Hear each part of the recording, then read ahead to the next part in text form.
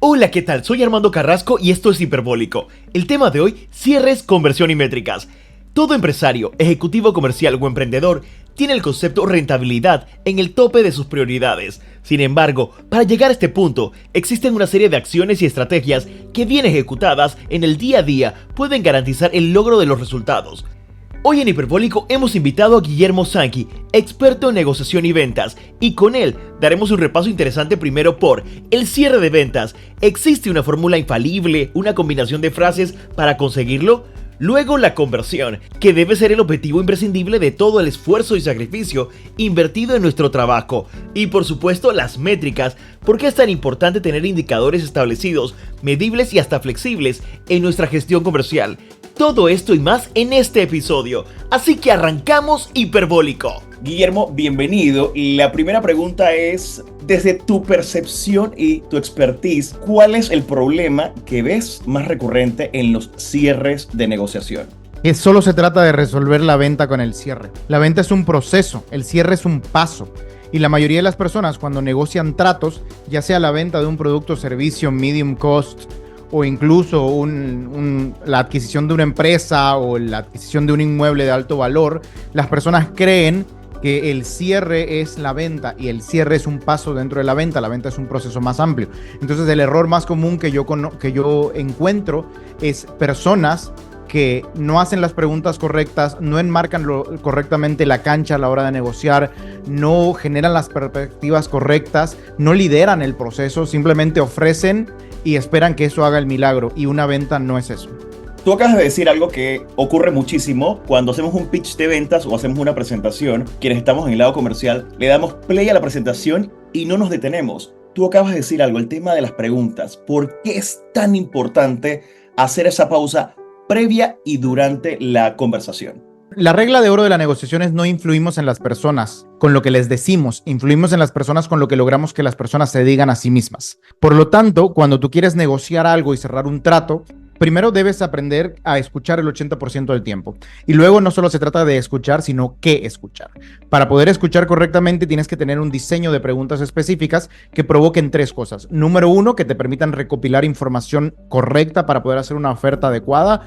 Número dos, necesitas preguntas que cambien la perspectiva del prospecto, que le hagan darse cuenta a él mismo la distancia entre donde está y donde podría estar si adquiere tu producto o servicio. Y número tres, que generen una relación positiva, porque las personas compran en quien confían y a quien conocen.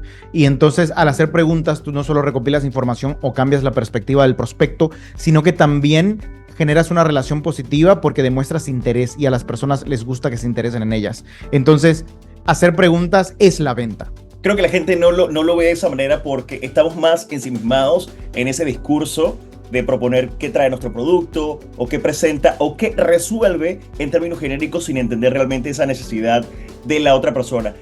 Guillermo, y esto aplica no solamente a quien se dedica a vender, sino también a estos emprendedores que ahora les toca presentar sus negocios o sus proyectos.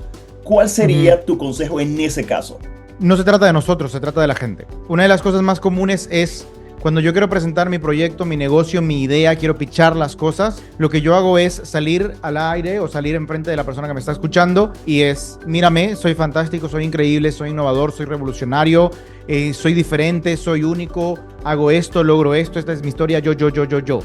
Y no se trata de mí. Si yo te quiero vender algo a ti, lo que tengo que hacer es primero escucharte, conocerte, entender si realmente puedo ayudarte y luego decirte, ok, entonces Armando, estás en este punto A, tu objetivo es llegar a este punto B, ahora lo que voy a hacer es reconozco tu posición actual, reconozco cómo te sientes, reconozco cómo repercute eso y muy corto, muy rápido y muy preciso te voy a mostrar 2 o 3 pasos muy puntuales de mi idea, producto o servicio que te vayan a llevar al punto B. Una vez tú estás en el punto B, te vas a sentir de esta manera, vas a ver la vida de esta manera, van a pasar estas cosas para ti, todo esto va a cambiar y todo se trata de ti. Eso es lo importante. ¿El emprendedor promedio conoce este ciclo o esta forma de presentar su negocio? La mayoría de las personas en general, emprendedores o no emprendedores, no conocen esto. No aprenden a comunicarse en base a emociones, en base a resultados y en base al beneficio del otro. porque los seres humanos somos naturalmente egoístas. Es uno de los principios del comportamiento humano. Bien, el ser humano es emocional, el ser humano actúa por influencia, no por información, y el ser humano es naturalmente actúa por ego, ¿verdad? Hay 4 egos: egoísmo, egotismo, egolatría y egocentrismo. Son 4 los egos que dominan la psiquis humana. El ser humano es naturalmente dirigido por ellos, lo cual no está mal. Bien, y esto es un punto que yo siempre quiero dejar muy claro para las personas, emprendedores, dueños de negocio, profesionales, etcétera. Y perdón que sea así de duro, sé que esto es muy confrontativo, pero cualquier gurú allá afuera que te esté diciendo hay que eliminar el ego, hay que emanar el ego, hay que deshacerte del ego, no sabe lo que está hablando. El ego es una parte fundamental de la psiquis del individuo. Es como que yo te diga, te duele la pierna, córtate la pierna. No tiene ningún sentido esa sugerencia. Entonces el ego no se quita, se autogestiona, se hace las paces con él, se reconoce, y una vez tú entiendes tus egos, que son varios, entonces puedes desenvolverte mejor en la vida. Entonces, como el ser humano es naturalmente dirigido por sus egos, no conoce estos patrones de comunicación que lo harían mucho más influyente a la hora de interactuar con otras personas dentro y fuera de los negocios. Hemos hablado de ese ego, de la parte de la persona que ofrece, ya sea del vendedor o del emprendedor. ¿Qué pasa con esa gestión del ego ajeno, Guillermo? Es fundamental, pero la única manera de gestionar el ego del otro es conocer el tuyo propio, porque si no va a haber una confrontación inconsciente. Hasta que mis egos no están, entre comillas, domados, y recalco el entre comillas porque no es que los domes, es que aprendes a gestionar tu propia psiquis. Hasta que tú no domas tu propio ego, lo que sucede es que vas a querer ir a demostrar, ¿bien? Vas a querer alardear, vas a querer pavonear, vas a querer hablar, vas a querer que se trate de ti.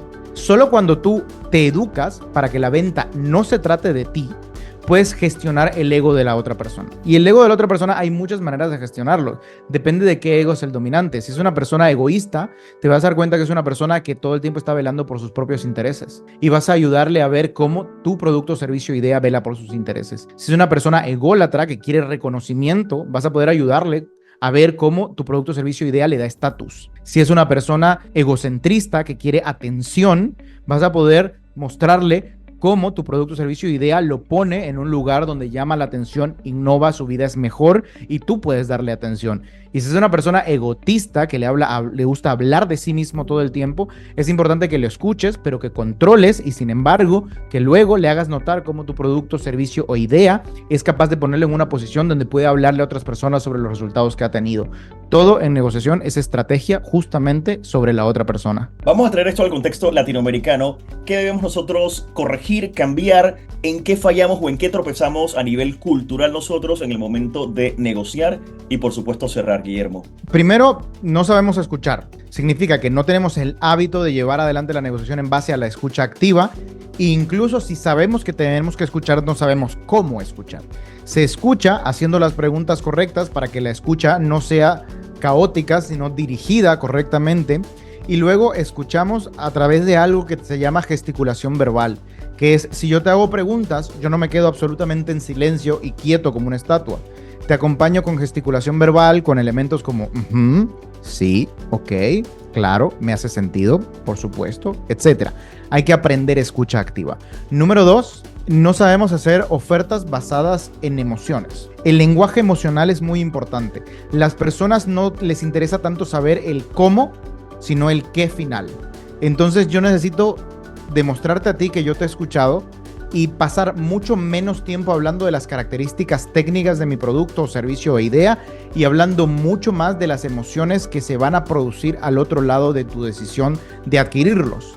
Entonces yo quiero que, si bien que reconozcas que yo entiendo cómo te sientes ahora, que tienes un problema, voy a hablar muy corto de mi producto o servicio o idea y cómo resuelve tu problema, y al final te voy a decir para que te sientas, para que logres, para que veas feliz, optimista, ilusionado, esperanzado, tranquilo, en paz, reconocido, con estatus. Tengo que usar esas palabras, tengo que hablar lenguaje emocional, porque eso es lo que activa el proceso de decisión de la persona. Los datos, no. Las emociones, sí. Y lo tercero que fallamos es que creemos que el manejo de objeciones es técnicas de cierre. Y esto es algo con lo que yo lucho mucho en la industria de ahora y también se lo educo muy profundamente a mis clientes, y es: no se cierra con técnicas, se cierra con criterio. Existen técnicas, pero las técnicas no funcionan si no se aplica el criterio correcto. Y eso es lo que tú puedes ver con Si una persona, tú me pones a mí, yo no tengo idea de pintura, me pones las pinturas más excepcionales del mundo, el mejor lienzo y los mejores pinceles y no hago nada. Agarras a un artista, le das un lápiz y un papel y te hace una obra de arte. Entonces, la herramienta, que es la técnica, solo funciona con el criterio. Y mucha gente busca cerrar tratos con técnica, con la frase, con la palabra secreta. Y en el internet abundan te vendo este PDF a $19.99 con los 50 cierres maestros que utilizo para... Y son frases. Las frases no hacen nada solas. Tenemos que aprender a llevar a una persona a tomar una decisión difícil, que es cerrar, es criterio. Y el criterio se desarrolla con tiempo. Lo que pasa es que el tiempo no es algo fácil de vender, ¿verdad? No es marketeable. Si yo te digo, hey, te puedo dar todas las frases del mundo, pero necesito entrenarte, acompañarte y guiarte a que desarrolles criterio, y no es que mañana vas a estar duplicando tus cierres y haciendo miles de dólares, eso no es marketeable. Entonces la gente no lo habla. ¿Me explico? Totalmente. ¿Qué tan importante, Guillermo, es esa sobremesa o esa conversación previa a la negociación? La gente no le presta mucha atención a ese momento de acercamiento a la otra persona, de conocerla un poco más antes de negociar, y esa conversación también se da después del cierre, para no ser matemáticamente como muy robóticos en el cierre, porque es importante el antes y el después de poder conversar bien. Muy, muy buena pregunta, Armando. Todo dueño de negocio, emprendedor profesional, quiere clientes, no compradores. ¿Qué significa? Un comprador es alguien que termina su relación comercial después de pagar. Si yo soy solo un comprador, yo llego a ti, tú me ofreces tu producto, servicio o idea, yo pago por ella y luego me retiro y tú y yo acabamos. Pero eso es no es lo que la gente quiere. La gente quiere clientes. ¿Qué es un cliente? Un cliente es una persona que inicia su relación comercial después de pagar. ¿Qué significa? Que una vez yo compro tu producto, servicio o idea, mantengo una relación contigo, hago un upsell, vuelvo a comprar o te recomiendo e incluso te defiendo ante otros. ¿Bien? Entonces, para que yo pueda tener no solo compradores, sino clientes, tengo que procurar que la relación comercial con la gente continúe después de la transacción. Por lo tanto, en el momento de la interacción, que es el cierre, yo necesito una introducción a lo que va a pasar. Incluso si solo me compras un producto. Es normal que cuando das un servicio y terminas el servicio haya una pequeña conversación. Pero, por ejemplo, en el mundo de los productos falla mucho. Si tú eres un distribuidor de electrodomésticos y te acabo de comprar una televisión, la mayoría, el 99% de la gente me ve irme con la televisión y acaba. O incluso termina y me despacha. Pero en un mundo ideal, después de yo pagar y tú entregarme el producto, me dices, hey, me alegro un montón que hayas decidido adquirir este producto. Es un producto increíble. Ahora quiero comentarte un par de cosas que pueden ser útiles para ti. Además de la información técnica que ya sabes, es probable que tengas estos beneficios, disfrútalo de esta manera. Esta es una de las cosas que más me gusta de este producto. Y aquí puedes seguir agregando información incluso después de la venta, porque la venta originalmente no la vas a hacer con tanta información, la vas a hacer con influencia. Entonces, si tú vendes bien, después de que la gente te compra, todavía tienes información para dar. El problema con la mayoría de la gente que vende es que vende con tanta información que una vez la persona paga, lo único que quiere es irse. Y el vendedor ya no tiene información y valor que agregar.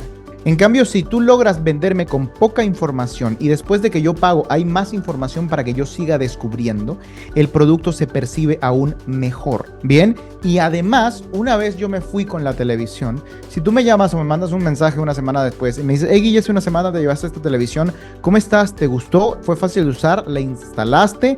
¿Las personas te han dicho algo al respecto? ¿Tienes algún problema con el que te gusta? ¿Les vamos a ayudar? No, Armando, me pareció increíble la tele, amo, fantástico. Guille, súper. Ahora, cuando viniste a la tienda, me comentaste un poco de que este era el primer inmueble que querías para tu sala de interacción, ¿verdad? ¿Pensaste en si te gustaría ver el equipo de sonido para acompañar la tele? Entonces, desarrollas la relación que va a permitir que, uno, demuestres interés y, número dos, puedas hacer una venta a continuación. ¿Sí? Te asegura también el tema de la recompra, porque digo, hoy puedo ir por un televisor, mañana voy por una nevera, un aire acondicionado y voy a buscar a ese vendedor que me atendió correctamente o que me dio ese servicio completo. Y de ahí voy a tocar un tema que quizás no estaba dentro de la lista de los conceptos que vamos a tocar, pero que va muy alineado. Ese tema de la postventa, el servicio. ¿Qué sucede después que ya cerré la negociación? ¿Dónde estamos tropezando? Porque ahorita también no solamente está ese negocio analógico al que voy de manera física o presencial, sino está también toda esta negociación digital en la cual no tengo un contacto con una persona directamente, pero que también puedo percibir ese círculo completo de buena atención y que me fideliza a la marca.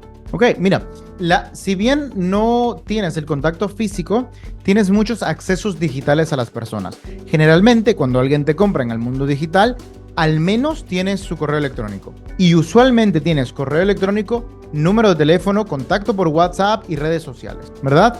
Entonces, hacer este seguimiento digital, programarlo, si tú me compras algo a mí que es esporádico, ¿verdad? No un servicio en el que vamos a estar en contacto constante, sino algo esporádico, lo primero que yo debería hacer es anotarte y anotar un seguimiento, anotar una llamada, una semana después, 15 días después, un mes después, 3 meses después, ¿verdad? Y eso no cuesta nada. De manera que cuando yo, como dueño de negocio o emprendedor, abra mi calendario, yo voy a decir, hoy se cumplen 7 días de que compró este grupo de personas, 15 días de que compró este otro grupo, 30 días de que compró este grupo y 90 días de que compró este otro grupo. Tengo demasiado trabajo para poder hacer seguimientos sobre ventas o reventas. Entonces, mucha gente me dice, es que no tengo prospecto o no tengo a quién llamar. No están usando bien sus listas, ¿sí? Porque cuando tú vendes a una persona, tienes una persona con la que tienes para desarrollar una relación hacia el futuro y además tienes algo que se subestima en el mundo de las ventas, que son los referidos. ¿Bien? Porque si tú realmente cumples tu promesa con tu producto, servicio o idea yo compro tu producto, Armando, a mí me encanta tu producto y tú me llamas una semana, 2 semanas después y me dices, ¿cómo te fue? ¿Te gustó? Y yo, wow, es increíble, me encanta, cumplió todas mis expectativas, la superó y todo.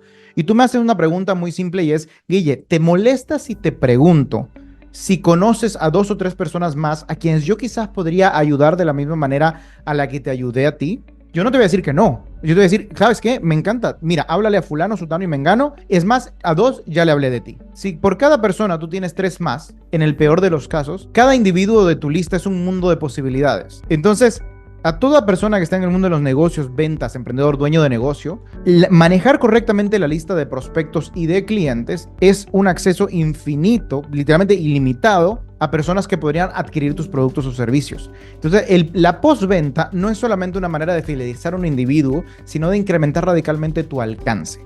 Aparte de que generas reputación personal y también le aportas a la marca del producto. Y es quizás la gente no tiene conciencia de esto, que tanto afecta y también en positivo y perjudica en la imagen del vendedor, porque hoy puedes vender, como yo digo siempre, hoy puedes vender zapatos, mañana vendes galletas, luego vendes Biblias y la gente va a ir donde ti porque ya le diste un servicio. Eres tú la persona. Las personas compran personas. Eso es muy importante de reconocer. Y si bien a lo largo de nuestra carrera o de nuestra vida podríamos tener diferentes herramientas para ayudar a otros, como tú dices, puede que un día vendamos zapatos, al otro vendamos terrenos, al otro vendamos ropa, al otro vendamos software. Y cuando las personas tienen una relación positiva contigo, si bien pueden asociarte con el producto o servicio que adquirieron en primera instancia, definitivamente te van a asociar con una mejora en su vida. Bien, y lo que nosotros queremos es que la gente nos asocie con servicio, nos asocie con experiencia buena, con esta persona me sirvió, me fue útil, sumó a mi vida. Eso es lo que buscamos en las ventas. Entonces, crear hoy comúnmente se llama marca personal, pero la verdad es que es básicamente ser un buen humano, un buen profesional, ¿cierto? Donde tú le hagas sentir a cada persona a la que le vendes algo que tu propósito es ayudarle y servirle y mantienes una relación a largo plazo, es tu herramienta número 1 para tener éxito en la vida, porque todo lo que quieres lograr básicamente viene de otras personas y es algo que yo siempre le enseño a mis clientes, la influencia es la herramienta número 1 en la vida para obtener lo que quieres, porque el 99% de las cosas que quieres en la vida viene de alguien más. Y este es un ejemplo que siempre le digo, mira, ¿quién de ustedes recolecta su propia comida? Nadie. ¿Quién de ustedes teje su propia ropa? Nadie. ¿Quién de ustedes recolecta su propia agua, produce su propia energía? Nadie. ¿Quién de ustedes construye su propia casa? Nadie. ¿Quién de ustedes construye sus propios vehículos o obtiene su propio combustible? Nadie, ¿verdad? O sea, vivimos en un mundo en el que, como digo, el 99% de las cosas que quieres conseguir a nivel particularmente material va a venir de alguien más. Tú y yo no fabricamos nuestro propio software, ni nuestras propias herramientas, ni el internet que utilizamos para estar acá, ni generamos nada. Todo eso lo obtenemos porque somos capaces de obtenerlo de otras personas, ya sea a través del trueque o a través de generación de dinero. Entonces, si yo no sé influir en otros, estoy desamparado, ¿verdad? Y eso es importantísimo considerarlo. No solo se trata de ventas, se trata de mi capacidad de influir en otros para que puedan darme las cosas a las que yo aspiro en la vida. Guillermo, si tuviésemos que simplificar todo lo que hemos hablado del tema del cierre de ventas en un concepto o un consejo, el consejo de oro, ¿qué tú dirías? Lo que mejor me ayudó a mí en el mundo de las ventas fue ser humilde y reconocer que yo todavía tenía mucho por aprender. Dios me ha dado la bendición de poder trabajar al lado de top performers de diferentes industrias, desde coaching, consultoría, salud, real estate, derecho, abogados, gente que estaba muy en la cima. Y entonces llegan al programa de entrenamiento conmigo y empiezan a darse cuenta de que hay una cantidad enorme de cosas que no tenían idea. Y es gente que ya está muy alto en sus carreras. Y lo que yo noté desde el inicio de mi proceso de aprendizaje y de mi vida en el mundo de los negocios es que la gente que más arriba estaba es la gente que más humilde era sobre lo que no sabía. Y siempre estaban adquiriendo información nueva y desarrollando nuevas habilidades y afilando sus habilidades. Bien, entonces esta frase a mí me marcó muchísimo, Armando. El ego es el patrimonio de los pobres. Yo cuando empecé era una persona llena de ego. Yo decía, yo ya sé, ¿a mí qué me van a enseñar? ¿Verdad? O ¿a quién le voy a pagar que no me enseñe algo que yo no podría encontrar en un libro? Dios, la soberbia es una cadena de la esclavitud. Bien, mi recomendación es, si bien hay mucho que aprender sobre técnicas, metodología, escucha activa, influencia, persuasión, la única manera de aprenderlo, de afilar tus habilidades, de convertirte en el 1% de rendimiento y de generar progreso en tu vida y patrimonio económico es a través de la humildad, de reconocer que hay muchas cosas que aún podemos saber, aprender y crecer y de estar abierto a escuchar y seguir adelante. Eso es para mí el elemento en el que realmente he podido encontrar que la gente que yo admiro coincide. Interesante también porque ahorita que hablas de la humildad, de la escucha, del tema del ego, que creo que a todos en algún momento, y esa arrogancia que no solamente le afecta a un emprendedor, sino también a empresas muy consolidadas, cuando hay tendencias o hay cambios en su categoría de negocio, dicen, no, a mí no me va a pasar nada, eso me va a afectar en 20 años. Y llegó la pandemia y voló completamente negocios, simplemente por no estar abiertos a un cambio, o adelantarse, o anticiparse. Totalmente. O sea, está de más decirlo, ¿verdad? Quizás es algo que todo el mundo sabe, el famoso caso de Blockbusters con Netflix, que Blockbuster nunca quiere moverse al mundo digital, Netflix se lo comió, ¿verdad? El caso famoso de Nokia o de BlackBerry, que no quisieron cambiar y de repente los smartphones, apareció el iPhone, apareció Android y se comieron el mercado. Es demasiado importante entender eso. El mundo cambia constantemente. Y hay que adaptarse a eso. Y al mismo tiempo hay que ser criterioso para entender que hay cosas fundamentales que siempre van a funcionar.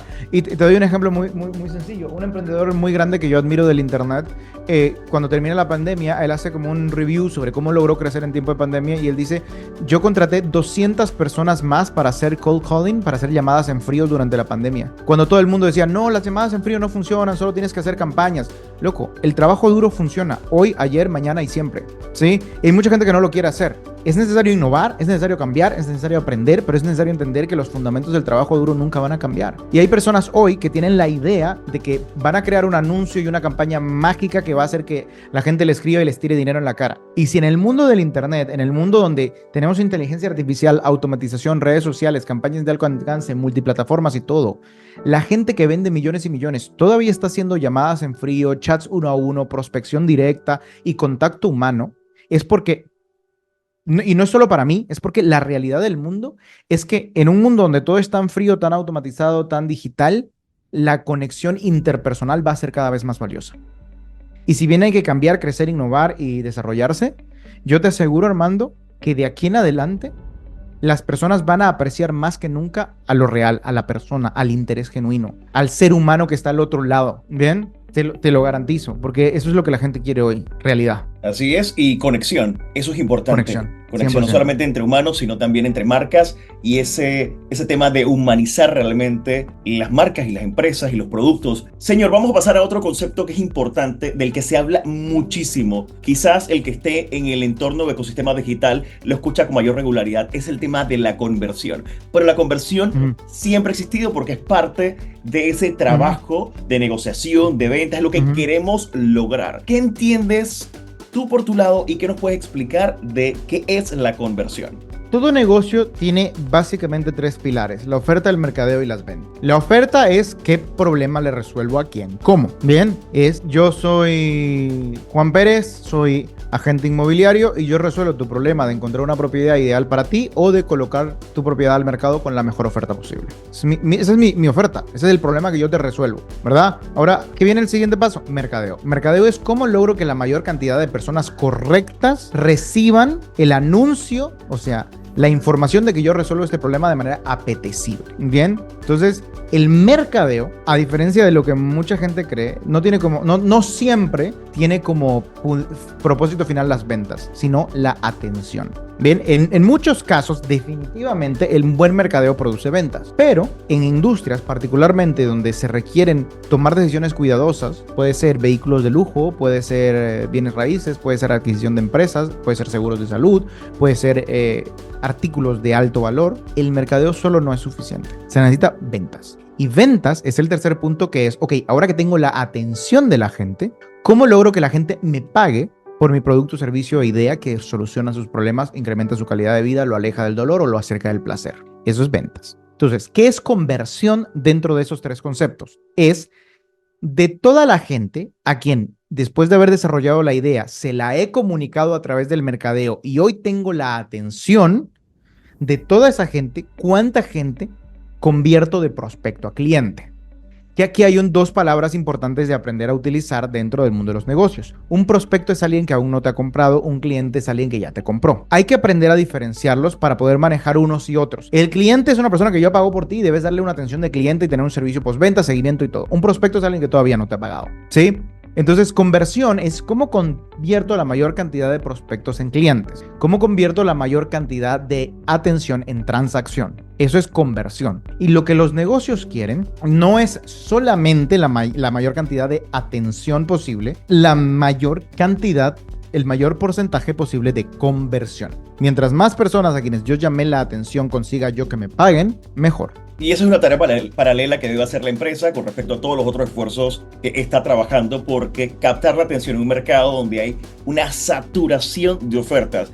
Y ahí te voy a hablar porque también entramos a otro término, que es el tema de la diferenciación. ¿Por qué nos cuesta tanto ese tema de diferenciarnos en este entorno realmente repleto de alternativas? Dos razones fundamentales. Una primera es que hay muchas opciones. La gente hoy no es, va a ser una palabra un poco fuerte, pero la gente no es estúpida, ¿sí? Y una de las cosas que a mí me molesta hoy es que muchas personas en el mundo del internet tratan de venderle a la gente como si la gente fuera estúpida. Y lo que pasa es que, esto no es nuevo, ¿verdad? Pero la gente tiene luego la idea de que el marketing es puro mentira y que las ventas es puro manipulación, porque tuvieron una experiencia negativa, ¿verdad? Y ese no es el objetivo. Entonces, ¿por qué es difícil diferenciarse? Número uno, porque hay demasiada oferta y la gente está al acceso de esa oferta todo el tiempo. Está bombardeada de anuncios, de opciones y de información 24/7. Todos tus dispositivos digitales te están ofreciendo algo todo el tiempo y la calle está llena de anuncios y vallas y tiendas. Hoy, más que nunca en la historia de la humanidad, la persona es absolutamente bombardeada de ofertas todo el día, por todos los medios posibles. Al haber tantos elementos a los cuales prestarle la atención disponible para cada elemento es más baja. Por lo tanto, hoy, si yo tengo un producto, mi competencia ya no son otros 9, son otros 9,999. Si yo quiero hacer algo para salir al mercado, tengo que ser consciente de que ese algo va a competir en atención con una cantidad enorme de elementos. Esa es una de las razones. Hay mucho más oferta, las personas son conscientes de ellas y las ven todo el día. Y lo segundo es que nos cuesta ser genuinos porque ya hay muchas fórmulas, las cuales muchas son muy buenas y funcionan, y nosotros queremos seguirlas, pero también al seguirlas nos empezamos a parecer más a la competencia, ¿verdad? Entonces, y muchas veces esto pasan dos cosas. Número uno, nos parecemos demasiado a los demás, incluso si estamos aplicando nuestra identidad a la fórmula, o incluso perdemos nuestra identidad por aplicar la fórmula, ¿sí? Entonces, yo escuchaba a una persona justamente hoy día que decía, mira, si tú tienes 999 personas que están diciendo blanco, blanco, blanco, blanco, más blanco, menos blanco, más blanco, menos blanco, más blanco, menos blanco, porque te dieron la fórmula de cómo vender blanco, lo único que tienes que hacer es vender negro. Y todo el mundo va a prestarle atención a ti. Ahora, el asunto es, tienes que aprender a ser tú mismo vendiendo negro, porque si te pierdes tu identidad, incluso si ganas algo de dinero a corto plazo, a largo plazo perdiste el juego. Entonces, para cerrar la idea, nos cuesta ser resaltar, ¿verdad? O hacernos notar en este mundo porque hay muchas más ofertas disponibles. Las personas están bombardeadas por todos lados. Tenemos mucho menos atención disponible para nosotros a la hora de colocarla ante el mercado por la enorme competencia.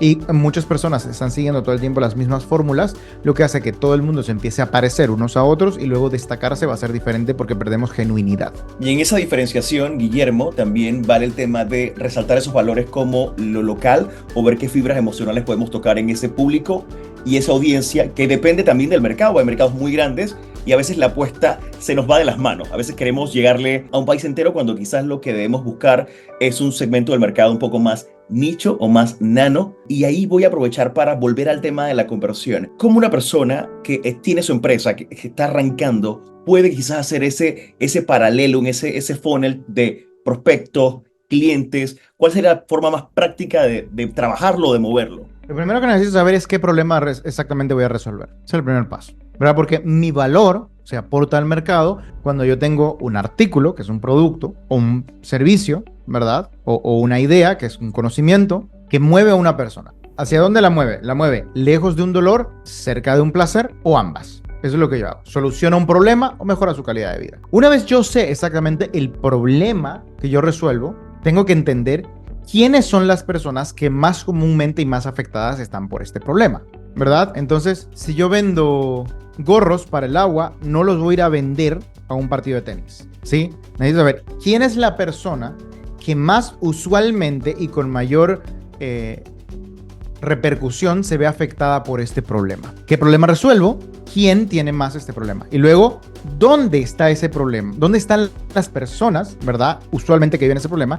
¿Y cuál es el lenguaje con el que se comunican y con el que hablan de sus problemas? Eso es lo que yo tengo que saber. ¿Por qué? Porque entonces puedo anicharme, como tú dices, esta frase famosa en inglés, riches are in the niches, ¿verdad? O sea, los ricos están en los nichos. Entonces, yo identifico qué problema resuelvo, quién tiene usualmente ese problema, dónde está y cuál es su lenguaje. Cuando yo resuelvo esa serie de pasos, yo puedo ir exactamente a atacar mi problema, que es algo que, por ejemplo, hace poco le estaba ayudando a una persona que es realtor. Él se encuentra en Panamá y estábamos tratando de anicharnos de a poco. Después de este proceso, nos dimos cuenta que él tenía mucha expertise en la zona hotelera, particularmente de la zona Atlántico, ¿verdad? Y que él era, como él es políglota, a él era muy fácil contactarse con extranjeros para poder ayudarles a invertir dentro de Panamá y encontrar buenas propiedades, particularmente en la zona hotelera, que se pueden convertir en buenos activos. Entonces, en vez de ser simplemente un realtor que movía cualquier tipo de propiedad en cualquier lugar del país, se especificó en realtor para inversionistas extranjeros en la zona hotelera de Panamá, del lado del Atlántico. Mucho más puntual, ¿verdad? Ahora, con ese nivel de puntualidad, si bien había mucho menos volumen de mercado, el nivel de calidad de cada prospecto hacía que la conversión sea mucho más alta. Y entonces un cierre provocaba mucho mayor volumen de comisión con menos tiempo, esfuerzo e inversión de lo que hubiera provocado múltiples cierres que, a ser menos anichados, no hubieran traído tanto volumen de transacción y por lo tanto menos comisión. Totalmente. Y en ese proceso que estás hablando del cierre, de poder lograr esa venta, a la vez hay que seguir prospectando y trabajando porque hay que seguir enriqueciendo ese funnel de ventas. Y ahí nos vamos a ese concepto que es como el santo grial ahorita, sobre todo en este tema digital donde toca justificar que realmente la inversión o los esfuerzos que estamos logrando a nivel de comunicación o de marketing o de ventas están solucionando algún problema o están realmente mostrando lo que debe ser, que son las famosas métricas. Y estas métricas no solamente están en el lado digital, estas métricas pueden acoplarse a cualquier tipo de negocio. ¿Qué tipo de métrica de tu lado y de tu experiencia, Guillermo, son las más importantes para un empresario, un emprendedor o una persona que está teniendo una idea de negocio? El mundo de los negocios y de la digitalidad pueden manejar una cantidad enorme de diferentes métricas que, si yo me meto ahorita a hablar de todas ellas, primero probablemente diga alguna estupidez que salga de mi área de expertise y como se dice vulgarmente, hable mierda, ¿verdad? Y no quiero hacer eso, soy muy consciente de mi ignorancia y mis limitaciones, pero sí te puedo hablar de las métricas que como mínimo un emprendedor, dueño de negocio o profesional profesional debería tener, al menos para el contacto directo con sus clientes. Por ejemplo, imagínate que yo soy un agente de seguros. Yo primero necesito tener una lista de contactos. Usualmente las compañías me la van a proveer si es una buena compañía. ¿Verdad? Una buena compañía debería tener su propia área de generación de leads y pasar todos estos leads a la gente de sales. Una vez yo estoy enfrente de mi computadora con un Excel así de 1000 leads, voy a tener mi diadema y mi objetivo es marcar. Mi primer métrica es cuántas marcaciones hago, que es algo que la gente no suele medir, pero es muy importante, sobre todo si haces llamadas o mensajes en frío. ¿Cuántas marcaciones haces? ¿Por qué? Porque no todo el mundo te va a contestar. Entonces necesitas saber qué volumen de personas te contesta de las llamadas. Y esto te va a dar una métrica increíble, que es algo que descubren mis clientes con el tiempo, que si tú llevas suficiente tiempo midiendo métricas de marcaciones, te vas a dar cuenta en qué momentos del día y qué horas de la semana las personas te contactan más y mejor, y puedes apartarla para tus mejores clientes. Ese tipo de detalles, por más que parezcan quisquillosos, es lo que ponen a la gente en el 1%. Yo sé exactamente a qué hora del día de cuál semana voy a llamar a este cliente de oro, que es el que necesito que sí o sí me conteste. Bien, esos pequeños detalles, por muy tediosos que suenen, hacen la diferencia. ¿Cuántas marcaciones hice? De las marcaciones que hice, ¿cuánta gente me contestó? De la gente que me contestó, ¿cuántas personas desarrollaron una conversación conmigo? De las personas que desarrollaron una conversación conmigo, ¿cuántos eran prospectos calificados? Porque vas a terminar llamando gente que a veces no va a calificar para tu producto o servicio, y eso también está bien. De la gente calificada con la que conversé, ¿a cuántas llegué a hacerle una oferta para que revisara información, se reuniera conmigo en digital o se reuniera conmigo en físico? Y una vez hice una oferta, de cuántas de las personas cerraron en una primera instancia o aceptaron el siguiente paso, y cuántas se cerraron en los contactos 2 o 3, para entender cuánto contacto promedio necesito tener con la gente que me contesta, que es calificada, que desarrolla una conversación. Entonces, con esa métrica, marco, me contesta, desarrollo una conversación, la califico, hago una oferta y cierro en el contacto 1, 2 o 3. Yo tengo un patrón observable y medible, predecible y escalable. Bien, puedes hacer lo mismo con llamadas en frío y puedes hacer lo mismo con mensajes. Y cuando tú tienes esas métricas por suficiente tiempo, y que de nuevo es tedioso hacerlo, por eso muchos profesionales no lo hacen, puedes ver el patrón y puedes ajustarlo y perfeccionarlo. Y entonces un día dices, yo ya sé a qué hora tengo que llamar a esta gente, sé cuánta gente me contesta, sé cuánta gente está calificada. Si está llegando demasiada gente no calificada, puedo corregirlo con marketing, ¿verdad? Y si la gente me está poniendo demasiadas veces la misma posición, puedo prevenirla o anticiparla, o puedo hablar con el área de desarrollo de productos o con la empresa y decir, mire, esta posición es muy común, ¿qué te parece si hagamos una campaña que corrija este elemento? Entonces, todo esto solo se va a hacer en métricas. Y si bien dentro de marketing, campañas, anuncios, hay demasiadas métricas en las que no me voy a meter porque no es mi área, en ventas tienes que tener al menos estas métricas de contacto que te van a permitir tener una visión clara de tu negocio y no jugar a la suerte. Porque, para terminar, lo que no se mide no crece. Pero es que además lo que no se mide es jugar a la suerte. Es disparar a oscuras, porque yo no veo mi negocio. Si no lo mido, no lo veo. Y si no lo veo, estoy jugando a la suerte. Consejo importante también para la gente que debe prepararse o aprender de este tipo de conceptos, no solamente conceptos, sino parte de esa gestión o administración empresarial antes de involucrarse o meterse o buscar también ayuda o mano de gente que pueda apoyarte en el camino, porque regularmente, y suele suceder sobre todo en negocios creativos, que esta persona que tiene la idea quizás no tiene el expertise y el conocimiento de la parte administrativa. Entonces siempre hay que buscar gente que te dé la mano para poder entonces desbloquear y seguir haciendo tu negocio escalable de alguna manera, ¿no? Dicen que el que crea no ordena y que el que ordena no crea. Entonces, los negocios, parte fundamental del liderazgo en un negocio es encontrar la mejor persona para cada rol. Como dueño de negocio, emprendedor o líder, o cualquier persona que vaya a querer escalar y que luego necesite la ayuda de otros, que somos todos, necesitamos entender que nuestros conocimientos y habilidades tienen limitaciones y de que vamos a siempre requerir ayuda de las personas que sepan y puedan lo que nosotros no sabemos y lo que no podemos. En mi caso, yo soy una persona más o menos estructurada, así que la parte creativa para mí es un parto. Bien, todo lo que es generación de contenido, anuncios, campañas, yo no lo sé, no lo manejo y estoy totalmente en paz con esa idea.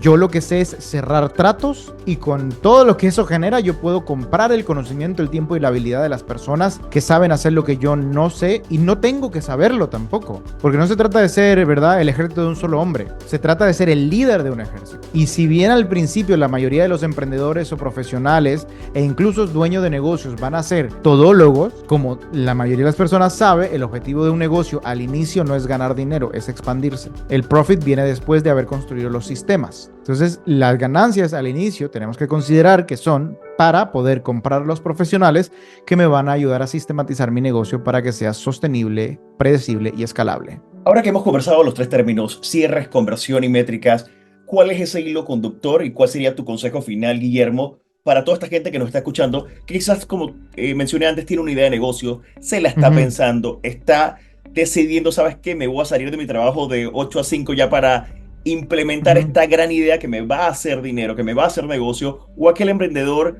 que quizás también está tratando esforzado de mantenerse a flote, y para aquel empresario que en este momento tiene que seguir reinventándose porque las cosas no son iguales. ¿Cuál sería ese hilo conductor y cuál sería tu reflexión final uniendo estos tres conceptos? Voy a tratar de articularlo de la manera más simple posible. Uno de mis mantras, Armando, es responsabilidad en lo que puedo controlar y fe en lo que no. Al menos para quienes vivimos en países latinos, la economía, la sociedad, la política, todas esas cosas parecen afectarnos todo el tiempo. Y la verdad, eso no va a cambiar. Entonces, si bien el mundo es retador y los negocios son retadores y no son fáciles, mi primera recomendación para cualquier persona que esté en esta aventura es que tenga fe. Es que crea que es posible. Una vez la persona se entrega con fe a su propósito, ya sea construir un negocio, sacar adelante una empresa, volverse emprendedor, lo que sea, tiene que ser responsable con lo que sí puede controlar. ¿Qué podemos controlar? Podemos hacer también como sea posible las cosas, encontrando un balance entre lanzarme a hacerlo y reconocer y hacer las paces con la idea de que al inicio va a salir mal. Al menos si eres emprendedor o si eres nuevo, exponerte a hacer cosas llamadas en frío, ventas, generación de contenido, escalar, probar ideas nuevas, al inicio va a salir mal y tienes que hacer las paces con la idea que va a salir mal. A medida que salgan mal muchas cosas, descubras las que funcionan y las apliques y las conserves, vas a empezar a ganar algo de dinero. Una vez empiezas a ganar algo de dinero, utilízalo para comprar conocimiento y experiencia de otros. Empieza a armar tu sistema. Eso es una empresa. Una empresa es un sistema de generación de valor. Primero todos empezamos como emprendedores. Tenemos una idea y tratamos de solucionar a alguien, los problemas de alguien con nuestra idea. Una vez solucionamos suficientes problemas, ganamos conocimiento, fallamos, perfeccionamos nuestros procedimientos y estamos ganando dinero con los problemas que solucionamos, empezamos a expandirnos y a pagar por gente que nos ayude. Al inicio soy yo resolviendo un problema, luego tengo un asistente, luego tengo a alguien que genera contenido, luego tengo a alguien en contabilidad, luego tengo a una persona que me apoya en el delivery del servicio y mi empresa empieza a crecer. ¿Bien? Y una vez mi empresa empieza a crecer y empiezo a expandirme, tengo que ser muy criterioso con quién contrato. Y una vez contrato a una persona que yo sé que es un rockstar, un jugador estrella para una posición, tengo que cuidar de esa persona y recordar que ya no se trata de mí, se trata de ellos. Se trata de liderar la empresa, se trata de liderar el equipo. Bien, y si yo logro que la gente que trabaja conmigo coincida con mi propósito, se sienta pleno y gane dinero conmigo, mi negocio va a crecer. Y cuando todo esto esté funcionando, dedicarme 100% a los clientes y no convertirme en una empresa solo que factura, sino en una empresa que transforma. Porque una empresa que solo se enfoca en facturar crea mercenarios. Pero una empresa que se enfoca en transformar crea misioneros, ¿sí? Si yo sé llevar...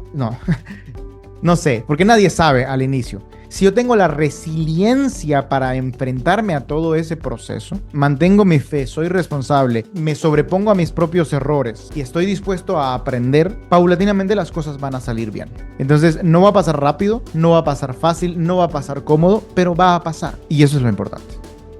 Y con esta reflexión de Guillermo Sankey culminamos este episodio de Hiperbólico. Definitivamente, una oportunidad para repensar nuestra forma de hacer negocios, de negociar, de buscar esos cierres, de explorar nuevas oportunidades de conversión y, por supuesto, enunciar métricas precisas para realmente medir nuestro logro de resultados.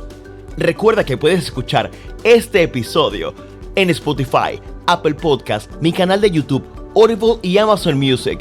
Armando Carrasco se despide y nos escuchamos muy pronto.